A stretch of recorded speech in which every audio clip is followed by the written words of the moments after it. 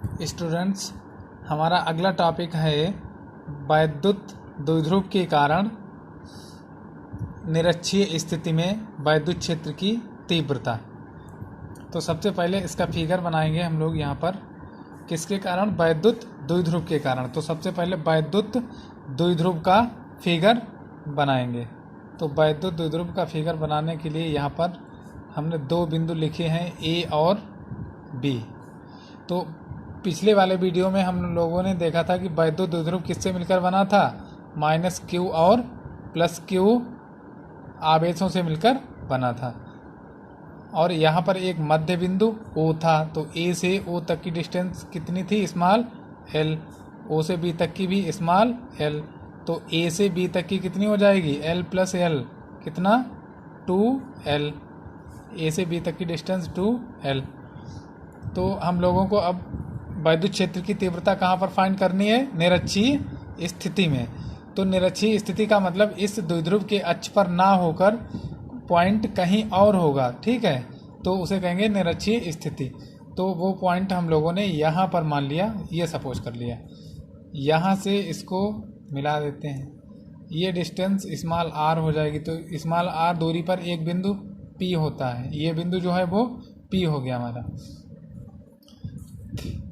यहाँ से फिर इसको ये मिलाया और इसको यूँ मिलाया।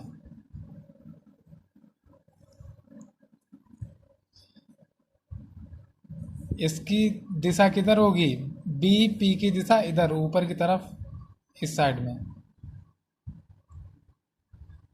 और ए पी की दिशा किधर होगी? इधर। इधर ना होके ए पी की दिशा होगी इधर, क्योंकि माइनस आवेश है तो माइनस वाला हमेशा +q आवेश को अपनी तरफ अट्रैक्ट करेगा। तो इसकी डायरेक्शन इधर हो गई और प्लस वाला माइनस वाले की तरफ अट्रैक्ट होगा। तो इसकी डायरेक्शन बी पी की दिशा हो गई ये। तो बी पॉइंट है तो यहाँ पर तीव्रता कितनी हो जाएगी? E B. इधर ए पॉइंट है तो यहाँ पर वैद्युत क्षेत्र की तीव्रता कितनी हो जाएगी? ई ए, ठीक है? अब देखिए यहाँ पर ई बी और ई ए की दिशाएं कैसी हैं? भिन्न है, मतलब अलग अलग दिशाएं हैं। तो इनके दो लंबवत घटक हो जाते हैं, दो लंबवत घटक बन जाएंगे इस तरह से। ईबी के दो लंबवत घटक होंगे। एक तो होगा इधर लंबवत घटक, मतलब 90 का कोण बनाते हुए इस तरह से। यहाँ पर ये जो इनके बीच में एंगल बनेगा, ये एंगल कितने का होगा? 90 का। तो ये लंबवत घटक हो गए। ये एंगल अगर हमने थीटा मान लिया तो ये भी एंगल थीटा, ये थीटा, ठीक है? तो यहाँ से ईबी के लंबवत घटक एक तो ये हो गया ई बी कास थीटा, और इधर ई बी साइन थीटा। फिर ई ए के भी दो लंबवत घटक होंगे पॉइंट पी पर। तो एक लंबवत घटक इधर ही हो गया फिर से ई ए कास थीटा, और एक इधर हो गया ई ए साइन थीटा। ये लंबवत घटक हो गए हैं इनके। अब इधर कास थीटा और साइन थीटा क्यों लिया गया ये भी मैं आपको बता दूं।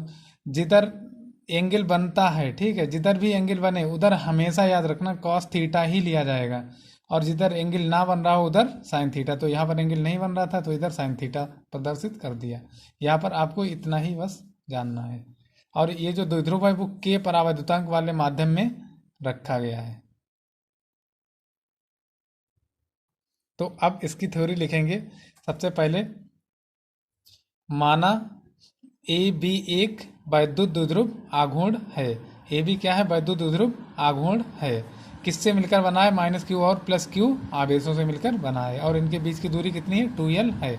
फिर द्विध्रुव के मध्य बिंदु O से स्मॉल r दूरी पर एक बिंदु P है, जिस पर परिणामी तीव्रता फाइंड करनी है या प्राप्त करनी है। तो परिणामी तीव्रता का फार्मूला पीछे भी हम लोगों ने यही लिखा था, E = EA + EB, ये हो जाता है। तो यहाँ पर लिखेंगे सबसे पहले, माना AB एक वैद्युत द्विध्रुव आघूर्ण है जो -q व +q आवेशों से मिलकर बना है। तथा इसके बीच की दूरी 2l है। इनके बीच की दूरी कितनी है? 2l है। यह द्विध्रुव के परावैद्युतांक वाले माध्यम में रखा गया है। के परावैद्युतांक माध्यम में रखा गया है। द्विध्रुव के मध्य बिंदु ये है, मध्य बिंदु O से स्मॉल r दूरी पर एक बिंदु P है। निरक्षीय स्थिति में एक बिंदु P है जिस पर वैद्युत क्षेत्र की परिणामी तीव्रता ज्ञात करनी है। तो यहाँ पर ज्ञात करनी है। तो सबसे पहले लिखेंगे माइनस क्यू आवेश के कारण, माइनस क्यू के कारण बिंदु P पर तीव्रता, बिंदु P पर तीव्रता या वैद्युत क्षेत्र की तीव्रता। ठीक है, तो कितनी है? माइनस क्यू के कारण EB है। कितनी हो जाएगी? 1/4πε0 के क्यू अपान आर स्क्वायर। यही तो होता है एक बिंदु आवेश के कारण वैद्युत क्षेत्र की तीव्रता का सूत्र, क्यू अपान आर स्क्वायर। तो ये डिस्टेंस कितनी हो जाएगी? यहाँ से यहाँ तक √r² और l², ये भी r² प्लस l², ये डिस्टेंस हो गई। ठीक है, तो यहाँ से r² होता है तो इसका स्क्वायर कर देंगे तो कितना आ जाएगा? r² plus l²। Equation first. इसकी दिशा किधर हो जाएगी? डायरेक्शन AP की दिशा। तो यहाँ पर AP लिख देंगे, दिशा AP की दिशा हो गई। ठीक है, फिर प्लस क्यू के कारण निकालेंगे तो प्लस क्यू आवेश के कारण, प्लस क्यू आवेश के कारण वैद्युत क्षेत्र की तीव्रता, वैद्युत क्षेत्र की तीव्रता कितनी है? प्लस क्यू के कारण EA है तो EA = 1/4πε0 के क्यू अपान √r² plus l²। Equation second. अब देखिए यहाँ पर EB और EA की जो तीव्रताएं आई हैं वो कैसी हैं? सेम है, एक जैसी हैं, बट इनकी डायरेक्शन क्या है? इनकी डायरेक्शन अपोजिट है, बस इतना है। ठीक, डिफरेंस। तो इसीलिए इनके दो लंबवत घटक हो जाते हैं जब इनकी डायरेक्शन अपोजिट होती है EB और EA की, इसीलिए इसके दो लंबवत घटक हो जाते हैं। ठीक है, तो यहाँ पर लिखेंगे EA व EB के दो लंबवत घटक हैं। EA के लंबवत घटक EA के कितने हैं? EA cos थीटा और EA sin थीटा। तो EA के लंबवत घटक EA cos थीटा व EA sin थीटा हैं तथा EB के लंबवत घटक EB cos थीटा व EB sin थीटा हैं। अब फिगर से फिर से देखिए, EB sin थीटा ये रहा और EA sin थीटा ये रहा, दोनों की डायरेक्शन अपोजिट है, इसलिए ये एक दूसरे को निरस्त कर देंगे, कैंसिल कर देंगे। और EA cos थीटा तथा EB cos थीटा एक ही दिशा में होने के कारण जुड़ जाएंगे। तो यहाँ पर लिख देंगे EA sin थीटा व EB sin थीटा एक ही दिशा में होने के कारण परस्पर निरस्त हो जाएंगे, परस्पर निरस्त हो जाएंगे तथा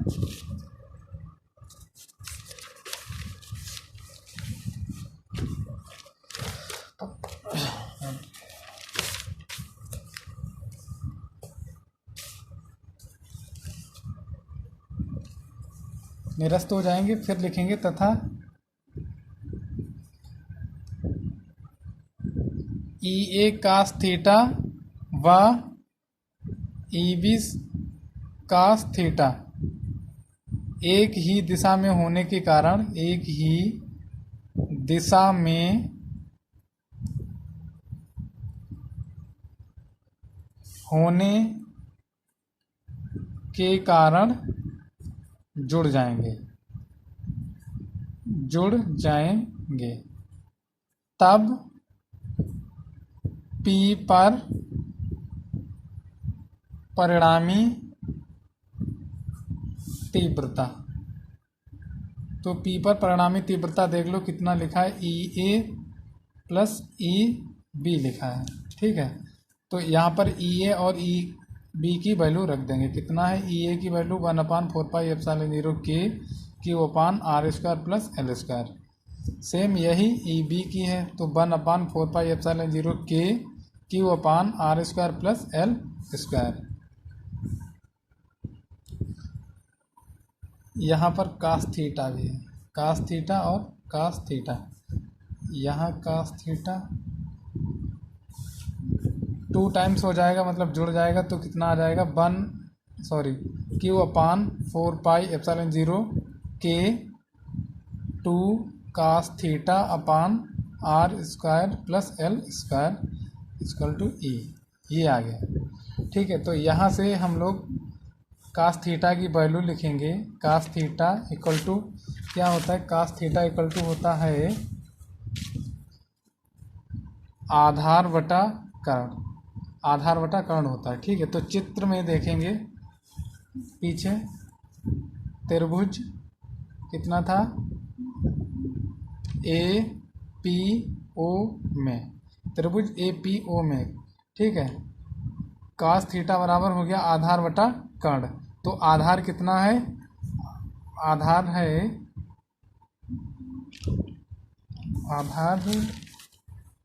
AO और कर्ण है AP, आधार बटा कर्ण।